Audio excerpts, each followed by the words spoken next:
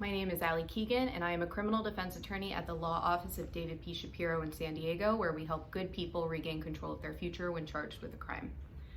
Let's talk about 6 questions you should be asking your criminal defense attorney about your sentence before you plead guilty to anything in any criminal case.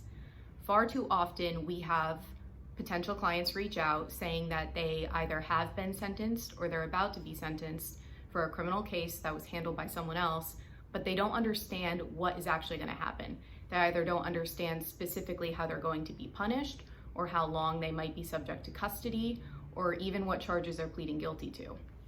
A lot of times, this is something that's completely preventable by asking the right questions ahead of time, so that even if your attorney isn't telling you what's going on, you know to ask so that you're informed before you do anything that you might not be able to take back. The first question you're going to want to ask is, what is your maximum exposure if you were to go to trial and lose? It sounds like a kind of dark scenario, like an apocalyptic type of question, but it is going to help you decide if pleading guilty to anything is in your best interest. It'll help you gauge, based on the weight of the evidence and how strong the evidence against you is, whether you should take this deal to avoid much more custody time down the road. If you might be subject to 50 years of prison if you're found guilty at trial, but someone's offering you 5 years, if there's a really strong case against you, that could be a great choice. However, if there's not a strong case against you, or if you're only looking at a little more time, you might want to take the risk of trial and see if you can be found not guilty of everything altogether. The second question you're going to want to ask, especially in California, is whether this is a serious or violent felony. Basically what that means is this offense going to be a strike? The strike offenses that you've pled guilty to are going to have serious implications for you down the road, especially if you pick up another case. If you have a strike prior, you could be looking at double the custody time or double the punishment, essentially, if you were to be found guilty of a new offense after the fact. And the third question is going to be, how much custody credit will you get if you're pleading to any sort of time in state prison or jail? The default is that you would do about half of the time for just a normal misdemeanor, felony, something like that. But especially if it's a strike offense or a serious offense, you could be looking at doing much more time. That could be 2/3 of the amount of time that you're agreeing to, or even 80%.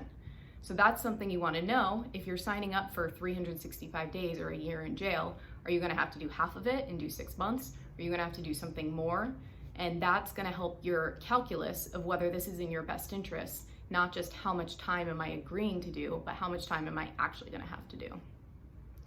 The fourth question is one that should seem obvious, but we do see it a lot, especially for public or private criminal defense attorneys, when they just have too many cases and they don't know their client's situation and understand their clients on a very individual level.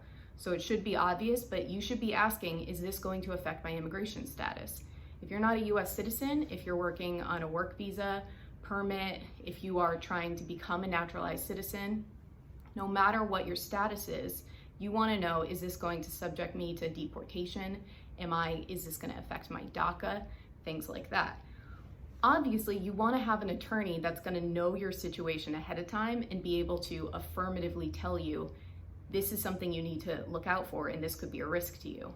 But especially if the attorney just has too many cases and they don't really know the individuals in and out like they should, they might not think to tell you that, so make sure you ask ahead of time whether they tell you or not.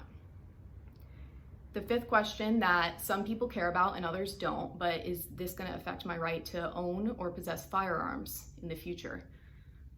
Felonies are always going to be something you're going to want to ask this question about, including some misdemeanors, such as possession of a firearm, brandishing, things like that, where if convicted, you might not be allowed to possess a firearm ever again, or sometimes you might be subject to a ban of X amount of years, and you might want to know that ahead of time if that's something that matters to you.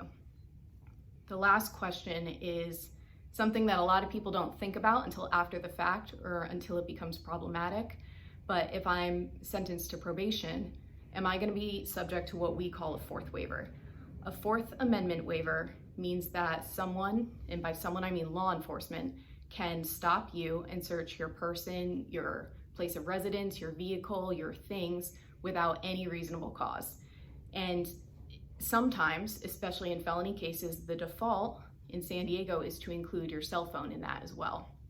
So one, ask, usually you're going to be subject to a Fourth Amendment waiver, so confirm that, but also say, is my cell phone going to be included? If your phone had nothing to do with the offense, you have a great shot at asking the judge, please don't include that. It had nothing to do with the crime I'm accused of committing, whether you did or not, but don't include that in my probation. It's just not necessary. Having that included is just inviting one more opportunity for law enforcement to search your stuff for no reason other than because they feel like it for the duration that you're on probation. At best, it's just very annoying to be subject to that condition. At worst, it could eventually lead to other evidence of new offenses against you should someone search your phone and find something that they don't want to see. So all in all, I said there are 6 questions you should ask. That's the bare minimum. At the end of the day, it's your life, it's your future that you need to secure and make sure that you're getting back under control. So if it takes you 100 questions to ask your attorney to feel comfortable with a change of plea, be it guilty or not guilty, ask those questions. Don't stop asking questions until 1, you understand, and 2, you feel comfortable with it. If you are currently pending a change of plea or sentencing and you want a second opinion, go ahead and give us a call. Our phone number is 619-295-3555, or you can visit us at www.davidpshapirolaw.com.